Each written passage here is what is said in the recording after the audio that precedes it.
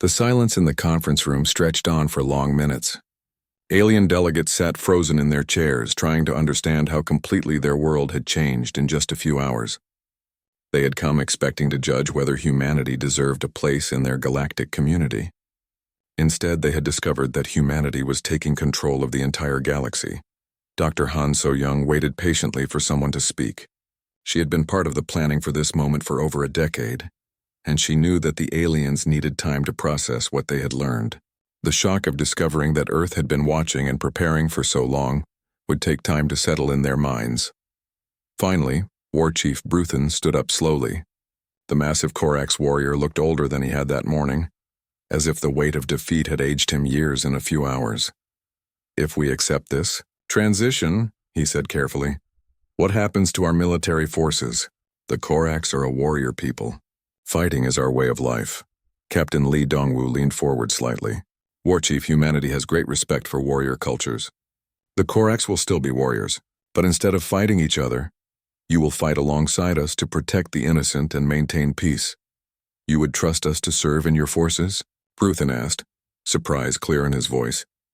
"The galaxy will still face threats," Admiral Song Hae-won said from her holographic projection. "Pirates, rogue states, external dangers from beyond our borders. We will need the courage and skill of Corax warriors to face these challenges." For the first time since the humans had arrived, Bruthen smiled. It was not a happy smile, but it was not entirely bitter either. "You offer us purpose instead of just defeat. That is, more honorable than I expected." Ambassador Kethvar was less easily convinced. The Velthari had ruled their empire for thousands of years, and the idea of accepting human authority was almost impossible for him to accept. "What about our sovereignty?" he demanded. "The Velthari Empire has existed since before your species discovered fire. We will not simply bow to upstart humans who think they can rule the galaxy." "Ambassador," Dr. Han replied gently, "no one is asking you to bow. We are asking you to participate in building something better than what exists now." She activated the holographic display again, showing images of the galaxy as it currently was. Wars, poverty, slavery, environmental destruction, billions of beings living in fear and suffering. "This is the galaxy under the current system," she said. "Wars that have lasted for centuries. Entire species extinct, because stronger neighbors wanted their resources. Children sold into slavery because their parents could not protect them. The images changed to show Earth's vision for the future. Peaceful worlds working together. Advanced technology shared freely. Conflicts resolved through discussion instead of violence. This is what we want to build," Dr. Han continued. "A galaxy where every being has the chance to live, learn, and grow. Where strength is used to protect rather than to conquer." "Pretty words," Kethvar said, but his voice lacked its earlier certainty. "But how do we know you will not become the same tyrants you claim to be replacing?" Director Oh Jae-sung spoke from his holographic projection. "Because humanity learned from your mistakes, Ambassador. We studied your history, your governments, your failures. We know what happens when power becomes more important than purpose." He gestured, and the display showed detailed analyses of human governmental systems, checks and balances, term limits, citizen oversight, transparent decision-making processes. Earth's government was designed to prevent the concentration of power that has plagued galactic civilization. Director Oh explained, "Leaders who serve the people, not the other way around." Thought Commander Choi Hye-jin had been monitoring communications throughout the station during the meeting. Now she looked up from her equipment with a concerned expression. "Captain," she said quietly, "I am detecting some unusual activity from the Yithek delegation." The Yithek were a relatively minor species, known more for their intelligence than their military power. Their delegate, a tall, thin being with large black eyes, had been sitting silently throughout the entire meeting. Captain Lee nodded to Major Yoon Ki-won, who moved casually toward the Yithek delegate's position. The alien noticed the movement and suddenly reached for something hidden in his robes. What happened next took less than 3 seconds, but it changed everything. The Yithek delegate pulled out a small weapon and aimed it at Dr. Han. Before he could fire, Sergeant Lee Miran's voice came through the communication system from the Thunderstrike. "Hostile weapon detected. Neutralizing threat." A beam of light no thicker than a pencil shot through the station's wall, passed through the conference room, and struck the weapon in the alien's hand with perfect precision. The device shattered into pieces without harming the delegate himself. Every alien in the room stared in shock. The humans had just demonstrated that they could target and destroy objects anywhere on the station with surgical precision, even through walls and shields. "How?" whispered the delegate from the Ceph Union. "How did your sniper see through our shields and walls?" "Advanced targeting systems," Major Yoon explained calmly as he secured the disarmed Wythek delegate. "Sergeant Lee could have hit any target in this room from her position on our ship. She chose to disable the weapon rather than harm the person holding it. The demonstration was more effective than any speech could have been. The aliens realized that humanity was not just powerful, but precise. They could eliminate threats without collateral damage, protecting the innocent while stopping the guilty." Ambassador Kethvar sat down heavily in his chair. "You have planned for everything, have you not? Even attempted assassination in the middle of peace talks." "We hope for the best," Captain Lee replied, "but we prepare for everything else." The Wythek delegate, now secured but unharmed, looked around the room with desperate eyes. "You cannot control the entire galaxy forever," he shouted. "Someone will stop you eventually." Dr. Han looked at him with genuine sadness. "We do not want to control anyone. We want to protect everyone, including you." She activated a new display showing the Wythek homeworld. The planet was dying, its resources stripped away by Velthari mining operations. The population was starving, and their government was too weak to resist exploitation. "Your people are suffering," Dr. Han said to the delegate. "Under the old system, they would continue to suffer until they were extinct. Under human protection, they will have the chance to rebuild and recover." The fight went out of the Wythek delegate as he saw images of his dying world. He had been ready to kill to prevent human dominance, but now he understood that human rule might be his people's only chance for survival. War Chief Bruthen was the first to formally accept the new order. "The Corax Federation will serve under human leadership," he announced. "We have seen your strength, your honor, and your purpose. You have earned the right to lead." One by one, the other delegates followed. Some accepted willingly, seeing the benefits that human protection could bring. Others accepted reluctantly, knowing they had no choice. But all of them accepted. Ambassador Kethvar was the last to surrender. "The Velthari Empire formally recognizes human authority over galactic affairs," he said through gritted teeth. "May the ancestors forgive us for what we have lost." "Ambassador," Captain Lee said respectfully, "you have not lost anything important. You have gained something invaluable, a future where your people can live in peace." Admiral Song Haiwan's projection smiled for the first time during the entire meeting. "Ladies, gentlemen, and beings of all species, welcome to the new galactic order.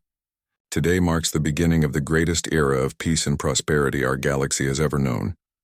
As the aliens filed out of the conference room, Dr. Han remained behind with the human officers. They had achieved everything they had planned for decades to accomplish. "Phase 1 is complete," she said quietly. "Now comes the hard part." Captain Lee nodded. "Conquest was easy. Governing will be the real challenge." But as reports came in from human fleets throughout the galaxy, it became clear that the transition was proceeding smoothly. Conflicts were ending as combatants realized that continued fighting would bring swift human intervention. Oppressive governments were stepping down as their crimes were exposed. Enslaved populations were being freed by human liberation forces.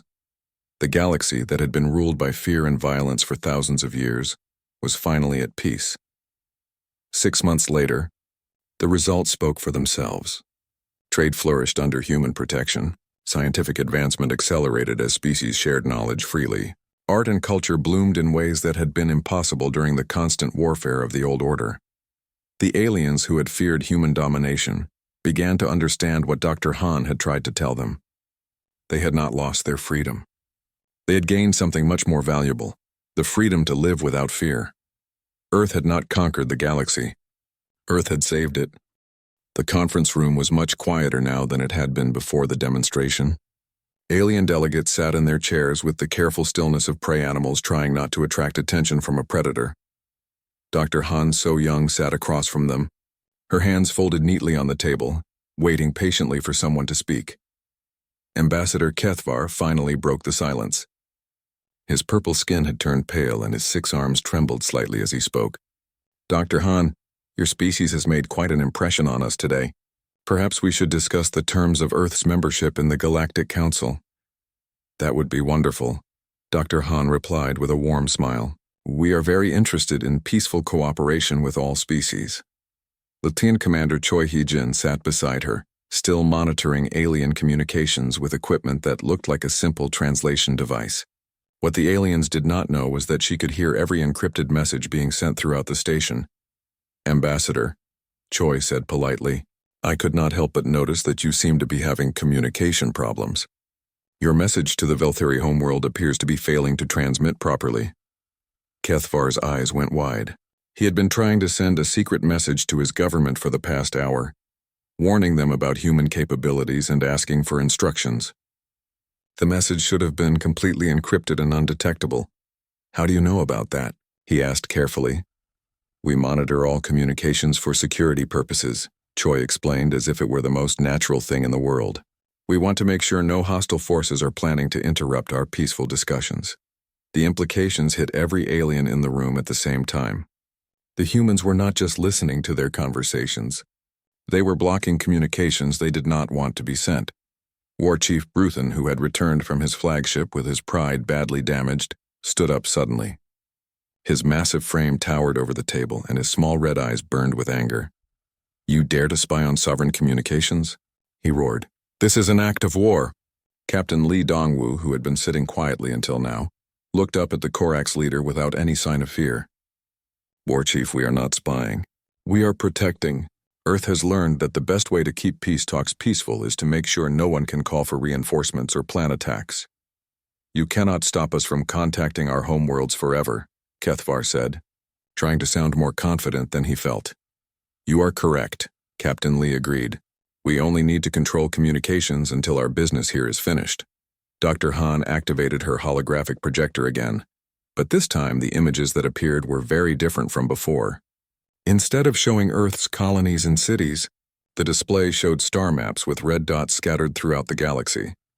These are the current positions of Earth Defense Force fleets, she explained casually. As you can see, we have ships stationed near every major inhabited system in the galaxy. The room erupted in shocked voices speaking in dozens of different languages. Alien delegates jumped to their feet, pointing at the hologram and demanding explanations. This is impossible, shouted a delegate from the Ceph Union. Our sensors would have detected invasion fleets. They are not invasion fleets, Dr. Han corrected gently. They are security forces, and your sensors did not detect them because human stealth technology is somewhat more advanced than your detection systems. Major Yoon Ki-won, who had been standing by the door, stepped forward and activated a small device on his belt. The hologram changed to show real-time video feeds from human ships positioned throughout the galaxy. The aliens watched in horror as the feeds showed Earth vessels hanging in space near their homeworlds. Sleek destroyers orbited Velthari colonies. Massive battlecruisers patrolled Korax space. Smaller ships watched over the worlds of dozens of minor species. How long? Bruthen asked, his voice now a whisper instead of a roar. How long have your ships been watching us? The first scout ships arrived 18 years ago, Captain Lee answered. Full battle groups have been in position for 7 years. We wanted to make sure we understood the galactic situation completely before making formal contact. Ambassador Kethvar sank back into his chair. You have been preparing to invade us for 7 years? No, Dr. Han said firmly. We have been preparing to protect the galaxy for 7 years. There is a very important difference. She changed the holographic display again. Now it showed detailed information about conflicts throughout the galaxy. Wars between the Velthari and Korax that had killed millions. Smaller species being enslaved or destroyed by larger ones. Planets stripped of resources and left to die. The current galactic order is built on conflict and exploitation, Dr. Han continued. Stronger species prey on weaker ones. Entire civilizations live in fear. This is not acceptable to humanity. So you decide to conquer us all? Kethvar asked bitterly. We decided to end the cycle, Captain Lee replied. Earth will not conquer anyone. We will simply make sure that no one conquers anyone else. The conference room door opened, and engineer Kim Tae-hyun entered with a small group of human technicians. They began setting up additional equipment while the aliens watched nervously. What are they doing? Demanded a delegate from the Threx Confederacy. Establishing a secure communication link, Kim explained as he worked. There is someone who wants to speak with all of you. The holographic projector flickered and suddenly a new figure appeared in the center of the table. Admiral Song Hae-wan was a woman in her 60s with steel gray hair and the kind of eyes that had seen too many battles. She wore the uniform of Earth's highest military command. "Greetings," Admiral Song said, her voice carrying absolute authority. "I am Admiral Song Hae-wan, Supreme Commander of the Earth Defense Force. I apologize for not attending this meeting in person, but I am currently coordinating fleet movements throughout the galaxy." Behind her in the hologram, the aliens could see a massive command center filled with displays showing star maps, ship positions, and tactical information. Hundreds of human officers worked at stations, managing what was clearly a galaxy-wide military operation. "Admiral," Kethvar said carefully, "your representatives claim this is not an invasion." "It is not," Admiral Song confirmed. "This is a transition. Humanity is assuming responsibility for galactic security and peacekeeping. Wars will end. Exploitation will cease. Every species will have the right to exist and develop without fear." "Under human rule?" Bruthen asked. "Under human protection," the Admiral corrected. "Your species will govern themselves as they always have. The only difference is that they will do so peacefully." A new voice joined the conversation as Director O.J. Sung appeared in a second hologram. He was a thin man with kind eyes who looked more like a teacher than a spy master. The aliens did not know that he was the head of Earth's intelligence services and knew more about their governments than their own leaders did. "We have been studying galactic civilization for decades," Director O explained. "We know which leaders are corrupt, which governments oppress their people, which species are planning wars. We know everything because we have been watching everything." Line Commander Choi activated her equipment again, and personal files began appearing in the holographic display. Detailed records of alien officials, their crimes, their plans, their weaknesses. "This is blackmail," Kethvar whispered. "This is justice," Dr. Han replied calmly. "Leaders who serve their people faithfully have nothing to fear from us. Those who harm others or plan aggression will find their careers ending very quickly." Sergeant Lee Miran's voice came through the communication system from the Thunderstrike's armory. "Sir, all orbital defense platforms around alien homeworlds are now within range of our precision strike systems. We can disable any military installation in the galaxy within 30 minutes. The alien delegates looked at each other with growing despair. They were not negotiating with equals.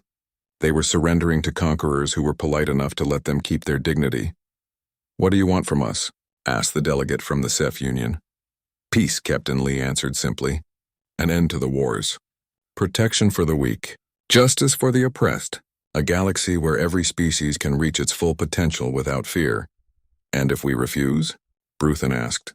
Admiral Song's expression did not change, but something in her eyes made the massive Korax warrior take a step back. "War Chief, humanity really hopes that will not be necessary. We would prefer to build a better galaxy together rather than impose peace by force." "But you will impose it if necessary," Kethvar said. It was not a question. "Yes," Dr. Han admitted, "we will, because the alternative is allowing the suffering to continue, and that is something humanity will never accept." The room fell silent again as the aliens processed what they had learned. Earth had not sent diplomats to ask for membership in the galactic community. They had sent representatives to announce that the community was under new management. The age of alien dominance was over. The age of human protection had begun. War Chief Bruthen paced back and forth in his private quarters, his heavy footsteps making the metal floor shake. His officers sat around a table watching their leader think. The meeting with the humans had ended 2 hours ago, and none of them felt good about what they had learned. "They know too much," Gorith said, his scarred face twisted with concern. "The humans have been watching us for decades. They know our weapons, our ships, our tactics." "Knowledge is not the same as experience," Bruthen replied, but his voice lacked conviction. "They may have studied us, but they have never fought a real battle. All their preparation means nothing without actual combat." His communications officer, a younger Korax named Vex, looked up from his console. "War Chief, our scouts report that 3 of our dreadnoughts are only 6 hours away. The Bone Crusher, Iron Fang, and Stormbringer. They were conducting training exercises in a nearby system." Bruthen stopped pacing. A plan was forming in his mind. "Contact them. Tell them to come here immediately." "Sir?" Gorith looked confused. "The diplomatic protocols do not allow." The protocols assume we are dealing with a normal species, Bruthen interrupted. These humans are something else. If they think they can intimidate us with their big ship and clever words, they need to learn what real power looks like. 6 hours later, the 3 Corax dreadnoughts dropped out of hyperspace near the station. Each ship was over 1 kilometer long and built like a flying fortress. Their hulls were thick armor plating, and their weapons could destroy entire cities. The arrival of the Corax battle group sent emergency signals throughout the station. Captain Li Dongwu was in his ready room when Commander Park entered with the news. Sir, 3 Corax dreadnoughts just arrived. They are taking positions around the station in what appears to be a combat formation. The captain did not look surprised. I see. And what is War Chief Bruthen telling the station commanders? That it is a routine training exercise to test our reactions. He is claiming this is normal procedure for evaluating new species. Captain Lee stood up and straightened his uniform. How thoughtful of him to provide us with a demonstration opportunity. Signal the bridge. All senior officers to battle stations, but keep it quiet. No alarms. Within minutes, the Thunderstrike's crew was at their combat positions. Dr. Han So-young arrived on the bridge looking worried but determined. Engineer Kim Tae-hyun was already at his station, his fingers dancing over controls as he powered up systems that had been dormant. Captain, Kim reported, all weapons are online and ready. Our fighters are fueled and armed. Point defense grid is active. We are ready for anything they might try. Excellent. Captain Lee took his command chair and activated the ship's communication system. War Chief Bruthen, this is Captain Lee. We understand you are conducting a training exercise. The Thunderstrike would be honored to participate and demonstrate human capabilities. On the Corax flagship, Bruthen smiled for the first time since the humans had arrived. Finally, he would see what these clever humans could actually do when faced with real military power. Agreed, human. Let us see how your escort vessel performs against real warships. The 3 Corax dreadnoughts began moving into attack positions. Their massive hulls bristled with weapons, and their engines glowed red like angry eyes. Each ship carried enough firepower to level a continent. They outmass us 10-1, Commander Park observed calmly. Standard tactics would suggest retreat or surrender. Good thing we do not use standard tactics, Captain Lee replied. Launch fighters! The Thunderstrike's launch bays opened and small craft began streaming out. But these were not the simple fighters the aliens expected. Captain Nam Jinsu led his squadron in ships that moved like nothing the Corax had ever seen. They turned and accelerated in ways that should have been impossible, as if the laws of physics did not apply to them. What kind of engines do those fighters have? Vex asked on the Corax bridge, staring at his sensors in disbelief. I do not know, Bruthen admitted. But engines can be destroyed. All ships open fire. Show them what Corax weapons can do. The 3 dreadnoughts began firing their main guns. Massive energy beams and explosive missiles filled the space around the station. The aliens watching from the station's observation decks expected to see the human ship destroyed in seconds. Instead, the Thunderstrike began to dance. The huge ship moved with grace that seemed impossible for something so large. Every shot that should have hit passed through empty space as the vessel twisted and turned like a living thing. Its point defense systems destroyed incoming missiles before they could get close, and its shields deflected energy beams as if they were harmless light. How are they doing that? Gorth demanded. No ship that size should be able to maneuver like that. Captain Nam Jinsu's fighters were making the Corax gunners look like children. The human pilots flew patterns that confused the alien targeting systems, appearing in unexpected places and disappearing before weapons could lock onto them. Their own weapons were small but incredibly precise, finding weak spots in the dreadnought's armor that should have been impossible to hit. Sir, reported the Thunderstrike's tactical officer, their weapons are exactly what we expected. Our armor is designed specifically to counter their energy frequencies. Their targeting systems are too slow to track our movements. Understood, Captain Lee replied. Commander Park, demonstrate our kinetic weapons. With pleasure, sir.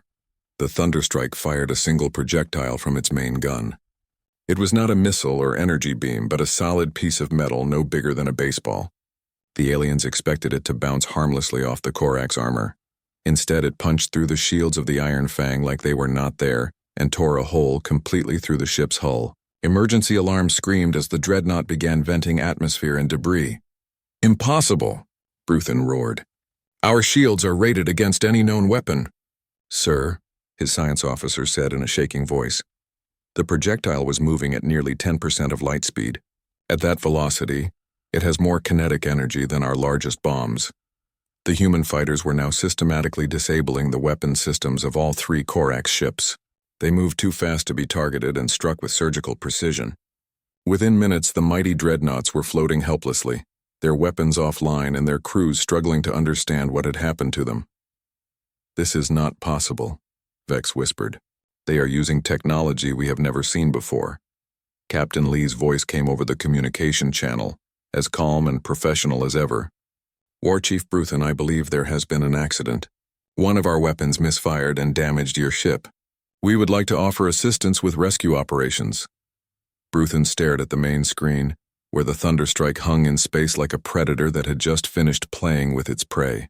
The human ship had not even been scratched. His 3 most powerful warships were drifting wrecks. How? He asked, his voice barely above a whisper. Dr. Han So-young's voice answered him from the Thunderstrike's bridge.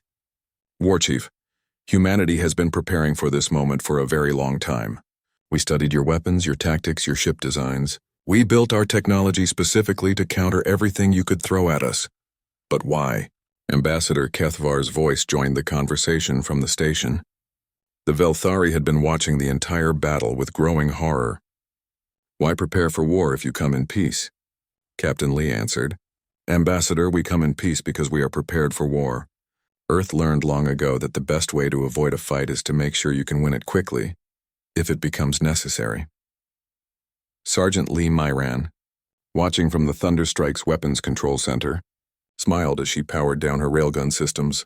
The human snipers had been ready to take out specific targets on the Corax ships if the situation had escalated further. Engineer Kim Tae-hyun was already analyzing the performance data from the engagement. Sir, their technology is even more primitive than our intelligence suggested. Our weapon systems performed exactly as designed. Major Yoon Ki-won, monitoring communications throughout the station, reported that panic was spreading among the alien delegations. Representatives from dozens of species were sending urgent messages to their homeworlds, warning them that humanity was far more dangerous than anyone had realized. The 3 Corax dreadnoughts limped away from the station, their crews working frantically to repair the damage. Bruthen had wanted to test human resolve and capabilities. Instead, he had learned that his people's most powerful weapons were useless against human technology. On the station, alien delegates gathered in small groups, speaking in worried whispers. The humans had just demonstrated that they could destroy the galaxy's most feared military force without breaking a sweat. Their escort vessel, which they claimed was standard, had made the Corax fleet look like toys. Captain Lee stood on his bridge, watching the alien ships retreat. Dr. Han, I believe the next phase of our diplomatic mission is about to begin. She nodded, understanding perfectly. The aliens now knew that humanity possessed overwhelming military superiority. The question was what they would do with that knowledge. Sir, Commander Park reported, we are receiving priority communications from several alien homeworlds. It appears word of our demonstration is spreading quickly. The docking bay shook slightly as the UES Thunderstrike connected to the station. Ambassador Kethvar stood with a group of other alien officials, trying to look calm while his hearts beat faster than normal. The humans were about to board his station, and everything he thought he knew about them was already wrong. The airlock door opened with a soft hiss. Captain Lee Dongwoo stepped through first, wearing a dark blue uniform that looked both practical and formal. His boots made no sound on the metal floor as he walked. Behind him came Dr. Han So-young, carrying a small case and wearing the same calm expression as her captain. Commander Park Ji-min followed them, her sharp eyes scanning the room and noting the positions of every alien present. She moved like a soldier, but her weapon stayed in its holster. Lieutenant Commander Choi Hye-jin came next, a woman with an easy smile who somehow managed to look friendly, while also appearing completely alert. Welcome to Galactic Council Station, Kethvar said in Galactic Standard, his voice carrying the authority of someone used to being the most important person in any room. I am Ambassador Kethvar of the Velthari Empire. We are pleased that Earth has finally decided to join the civilized galaxy. Captain Lee bowed slightly, just enough to be polite without showing submission. Thank you, Ambassador. I am Captain Lee Dongwoo of the United Earth Defense Force. This is Dr. Han So-young, our lead diplomatic advisor, and Commander Park Jimin, my tactical officer. Kethvar noticed that the human captain had called his companion a tactical officer, not a security chief or bodyguard. That suggested military thinking, not civilian diplomacy. Your ship is larger than we expected, Kethvar said carefully. The Thunderstrike is a standard escort vessel, Dr. Han replied smoothly. We wanted to make sure we arrived safely for these important discussions. Standard escort vessel. The word sent a chill through the aliens present. If this massive warship was standard, what did that say about the rest of the human fleet? War Chief Bruthen chose that moment to make his entrance. The huge Korak strode into the docking bay with several of his officers, their heavy footsteps echoing off the walls. He was used to intimidating other species with his size and presence. So these are the famous humans, he growled, looking down at Captain Lee. You are smaller than I expected. Captain Lee looked up at the alien warrior without any sign of fear or concern. Physical size is not everything, War Chief. In our experience, the mind is the most dangerous weapon. Bruthen laughed, a sound like stones falling down a mountain. Pretty words, human. But when ships fight ships and warrior faces warrior, strength matters more than clever thinking. Commander Park spoke for the first time, her voice quiet but clear. That depends on how you define strength, War Chief. Something in her tone made Bruthen take a closer look at the human woman. She was much smaller than any Korax warrior, but she stood with the confidence of someone who had never lost a fight. Perhaps we should move to the conference room, Dr. Han suggested. We have much to discuss. As they walked through the station corridors, Lieutenant Commander Choi maintained a running commentary that sounded like friendly small talk, but was actually a detailed intelligence report. What a fascinating design for your station, she said to Kethvar. The structural supports suggest it was built for both civilian and military purposes. Very practical. And those weapon emplacements we passed must provide excellent coverage of all approach vectors. Kethvar stopped walking. How do you know about our defensive systems? Choi smiled innocently. I studied galactic architecture before coming here. Earth has excellent libraries. The alien ambassador felt another chill. Either the human was lying, which meant they had intelligence capabilities he did not know about, or she was telling the truth, which meant Earth had been studying galactic military technology for much longer than anyone realized. In the main conference room, representatives from dozens of species waited around a large circular table. The humans took their assigned seats without comment. But Commander Park positioned herself where she could watch all the exits while Dr. Han set up a small device that began making quiet humming sounds. What is that machine? Asked a delegate from the Rix Collective, a species that looked like walking crystals. Translation matrix, Dr. Han explained. It helps us understand cultural context as well as language. We want to make sure we do not accidentally insult anyone. What she did not mention was that the device was also recording everything and running real-time analysis on alien body language, stress levels, and truthfulness indicators. Ambassador Kethvar called the meeting to order. We are here to discuss Earth's application for membership in the Galactic Council. The process usually involves a demonstration of your species' technological capabilities, cultural development, and military strength. We understand, Captain Lee replied. Dr. Han has prepared a comprehensive presentation about human civilization. Dr. Han activated a holographic projector that filled the center of the table with images of Earth. The alien saw cities that stretched across continents, massive space stations orbiting the planet, and ships moving between the stars. Earth currently has a population of 12 billion humans spread across 450 colonies, she began. Our industrial capacity includes 17 major shipyards, 340 manufacturing worlds, and mining operations in over 800 systems. The numbers made several aliens shift uncomfortably in their seats. Those were the statistics of a major galactic power, not a primitive species asking for membership. How long has humanity had faster-than-light travel? Asked Bruthen. We achieved our first successful hyperspace jump 43 years ago, Dr. Han answered. However, we have been studying galactic technology and tactics through intercepted communications for much longer. The room went completely silent. Every alien present understood the implications of what she had just said.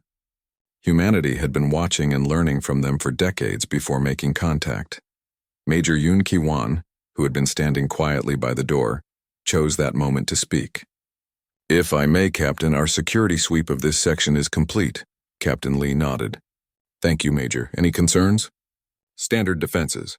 Nothing we have not seen before in our simulations." Ambassador Kethvar felt his blood turn cold. The humans had been running simulations of attacking galactic installations. "Simulations?" he asked carefully. "Training exercises," Commander Park explained casually. "Earth Defense Force officers study all possible scenarios. We like to be prepared for anything." While the meeting continued, Engineer Kim Tae-hyun was back aboard the Thunderstrike, conducting what he called routine maintenance. In reality, he was using the ship's advanced sensors to map every system on the station, catalog the capabilities of every alien vessel in the area, and identify potential weaknesses in their defenses. "Interesting," he muttered to himself as data flowed across his screens. "Their shield generators are 40 years behind our current technology. Weapon systems are powerful but slow to target. Point defense networks have obvious gaps." He sent his findings to Commander Park's personal communicator, disguised as a routine status update. Back in the conference room, Dr. Han was showing images of human colonies and explaining their governmental system. The aliens were beginning to realize that humanity was not asking to join their civilization. They were announcing that they had already built their own. "Your expansion rate seems quite rapid," observed a delegate from the Ceph Union, a species known for their careful, slow approach to everything. "Humans tend to be energetic," Dr. Han replied with a smile. "We like to stay busy." "Some might call such expansion aggressive," Kethvar said pointedly. Captain Lee's expression did not change, but something in his eyes made the alien ambassador take a step back. "Ambassador, humanity has never attacked another species. We have always defended ourselves when necessary. But we prefer peaceful solutions to problems." "And if peaceful solutions fail?" Bruthen asked, genuinely curious. Commander Park answered without hesitation. "Then we make sure the problem does not happen again." The meeting continued for another hour, with Dr. Han answering questions about human culture, technology, and intentions. But every answer revealed more about humanity's capabilities, and the aliens were growing more nervous with each revelation. Finally, Kethvar called for a recess so the various delegations could discuss what they had learned. As the humans left the conference room, Lieutenant Commander Choi made one final observation. "Your station really is beautifully designed," she told the Velthari ambassador. "Though I noticed your communication array is positioned in a way that makes it vulnerable to focused electromagnetic pulses. You might want to consider adding additional shielding." After the humans left, the alien delegates looked at each other in worried silence. They had expected to be interviewing primitives asking for help. Instead, they were dealing with a species that seemed to know everything about them, while revealing almost nothing about themselves. War Chief Bruthen was the first to speak. "I do not think we are in control of the situation." Ambassador Kethvar had to agree. The humans had turned what should have been a simple membership application into something that felt more like a military intelligence operation. The massive space station floating in the void looked like a city made of metal and light. Ships from dozens of different worlds were docked at its ports. The Galactic Council Station had been home to alien diplomacy for over 1,000 years. Today it would witness something that would change everything. Ambassador Kethvar of the Velthari Empire stood at the observation deck, his 6 arms folded behind his back. His purple skin gleamed under the artificial lights as he watched the empty space beyond the station. The humans were supposed to arrive today. He had been looking forward to this moment for months. "Still nothing on the sensor," reported his aide, a younger Velthari whose name Kethvar had never bothered to learn. "The primitive humans are probably lost in space." Kethvar made a sound that was close to laughter in his species. "These Earth creatures have only just discovered faster-than-light travel. They probably built their little shuttle from scraps and hope it does not fall apart before reaching us." Across the station, in the military section, War Chief Bruthen of the Korax Federation was having similar thoughts. The massive alien looked like a cross between a bear and a rhinoceros, with thick gray skin and small red eyes. He was reviewing reports about humanity with his officers. "The humans have been sending radio messages for decades," Bruthen growled, his voice like rocks grinding together. "They beg for contact like children wanting attention from adults. Now they finally get their chance to join the real powers of the galaxy." His second-in-command, A scarred Korax veteran named Gorith nodded agreement. Intelligence reports say their weapons are still based on chemical explosives and metal projectiles. Their fastest ships can barely reach half-light speed. They will be useful as workers, nothing more. Neither the Velthari nor the Korax paid much attention to the representatives from smaller species. These aliens had learned long ago to stay quiet when the major powers were talking. They watched from their own sections of the station. Curious about the humans, but afraid to show too much interest. Dr. Han So-young checked her equipment one more time as the UES Thunderstrike moved through hyperspace toward the meeting point. She was a small woman with kind eyes and graying hair, but her mind was one of the sharpest in human space. As Earth's lead expert on alien biology and psychology, she had spent years preparing for this moment. Neural translator is working perfectly, she said to herself, adjusting the small device behind her ear. Cultural database is updated with the latest intelligence reports. Diplomatic protocols are loaded and ready. The ship's intercom crackled to life. Dr. Han, please report to the bridge. We'll be dropping out of hyperspace in 10 minutes. She made her way through the corridors of the Thunderstrike, passing crew members who nodded respectfully as she walked by. The ship was huge, much larger than anything humanity had built before. Every surface was covered with advanced technology that would have seemed like magic just 50 years ago. On the bridge, Captain Lee Dong-woo stood with his hands behind his back, staring at the main screen. He was a man in his 40s with calm eyes and the quiet confidence that came from years of command. His uniform was perfectly pressed and his black hair was cut in military style. "Status report," he said without turning around as Dr. Han entered the bridge. Commander Park Ji-min, a woman with sharp features and the build of a former Special Forces soldier, stepped forward. "All systems are running at optimal levels, Captain. Weapons are powered down but ready. Shields are at minimum power to avoid appearing threatening. Our escort fighters are in their bays waiting for orders." "Good." Captain Lee turned to face his crew. "Remember, everyone, we are here for diplomacy. The aliens think we are primitives coming to beg for membership in their club. Let them think that for now." Engineer Kim Tae-hyun, a thin man with quick hands and clever eyes, looked up from his station. "Sir, the modifications to our hull are working perfectly. Their sensors will only see what we want them to see." "Excellent work, Kim." The captain moved to his chair but did not sit down. "Dr. Han, are you ready for first contact?" She smiled. "I have been ready for 20 years, Captain." "Dropping out of hyperspace in 30 seconds, announced the navigation officer. Back on the Galactic Council station, alarms suddenly began to sound. Not emergency alarms, but the sensors that detected incoming ships. Kethvar rushed to the nearest control panel, his aide scrambling to keep up. "What do the sensors show?" he demanded. The aide's face went pale, which for a Velthari meant his purple skin turned almost white. "Sir, there is a massive energy signature approaching. Much larger than expected. How large?" "The computer says the human ship is over 2 kilometers long." Kethvar stared at the display. "That cannot be right. Check the sensors again." Across the station, War Chief Bruthen was having the same conversation with his officers. Gorith was shaking his massive head in disbelief. "The readings must be wrong," Bruthen growled. "No species sends a ship that large for their first diplomatic meeting. It would be an act of war." "Sir," his communications officer said carefully, "we are receiving a message from the approaching vessel." "Put it on speakers." A calm, professional voice filled the room. The words were in perfect galactic standard with no accent or hesitation. "Galactic Council Station, this is Captain Lee Dong-woo of the United Earthship Thunderstrike, requesting permission to dock for our scheduled diplomatic meeting. We come in peace and look forward to our discussions." Bruthen and his officers looked at each other. The voice did not sound like someone from a primitive species. It sounded like a military professional who was completely confident and in control. "Grant them docking permission," Bruthen ordered after a moment. "But keep our weapons ready." The space around the station began to shimmer and bend as something massive dropped out of hyperspace. First came the bow of the ship, a sleek wedge of dark metal that reflected the station's lights like a mirror.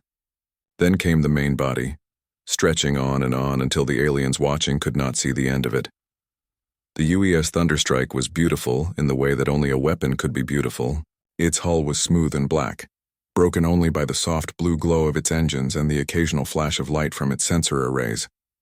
It moved with the grace of a predator, despite its enormous size. Along the station's observation decks, hundreds of aliens pressed against the windows to get a better look. They had expected a small, crude shuttle built from primitive technology. Instead, they were seeing a vessel that made their own ships look like toys. Captain Lee Dongwu watched the station grow larger on his main screen. "Looks impressive," he said calmly. "Dr. Han, what can you tell me about their reaction?" She was studying the sensor readings that showed alien life signs throughout the station, elevated stress levels across all species present. Heart rates are up, breathing is faster. They are surprised and concerned. Perfect. The captain finally sat down in his command chair. "Commander Park, prepare a shuttle for the diplomatic party. Standard security protocols." "Yes, sir. How many Marines should I send with the shuttle?" Captain Lee smiled, but it was not a friendly smile. "None. We want to appear peaceful and cooperative. Besides, if things go badly, the entire station is already within range of our main guns." The Thunderstrike moved slowly toward the docking bay, assigned to it by station control. As it got closer, the aliens could see more details of its construction. The hull was covered with what looked like weapon ports, sensor arrays, and systems they could not identify. This was clearly not a simple transport vessel. In the station's command center, officials from multiple species were arguing in worried voices. "This changes everything," one of them said. "If the humans have ships like this, they are not the primitives we thought they were." "We need to contact our homeworlds immediately," said another. This could be an invasion disguised as diplomacy. But it was too late for second thoughts. The UES Thunderstrike had arrived, and Captain Lee Dongwu was already preparing to meet the galaxy's leaders face to face. The aliens had expected a simple shuttle carrying frightened primitives begging for acceptance. Instead, Earth had sent them a war machine commanded by professionals who knew exactly what they were doing.